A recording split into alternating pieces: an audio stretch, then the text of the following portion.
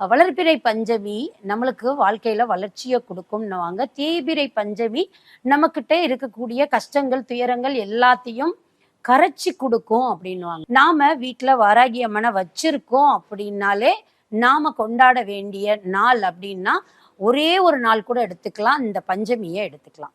இந்த பஞ்சமி மாசத்துக்கு 2 தடவை வரும். அதாவது அமாவாசையிலிருந்து 5வது நாள், பௌர்ணமியிலிருந்து 5வது நாள். இந்த பூஜையில நாம கருப்பு உளுந்த வடை அம்பாளுக்கு படைக்கலாம். வீட்டில் இருக்கக்கூடிய அம்பாளுக்கு நான் சிம்பிளா எப்படிங்க அபிஷேகம் பண்றது அப்படின்னு கேட்டீங்கன்னா, மஞ்சள் அரைச்சு அவளுக்கு அபிஷேகம் பண்ணலாம். மஞ்சள் அரைக்கிறதோ அல்லது வீட்டில் இருக்கிற மஞ்சளையோ நம்ம கரைச்சு அம்பாளுக்கு அபிஷேகம் பண்ணலாம். வீட்டில் இருக்கிற பொருளே போதும். பால், தயிர், மஞ்சள், அது மாதிரி கொஞ்சம் குங்குமம், இளநீர், இந்த மாதிரி ஒரு 5 பொருள் அம்பாளுக்கு எல்லாமே 5 கூட எடுத்து வச்சு கூட நீங்க பூஜை பண்ணலாம். அதுவே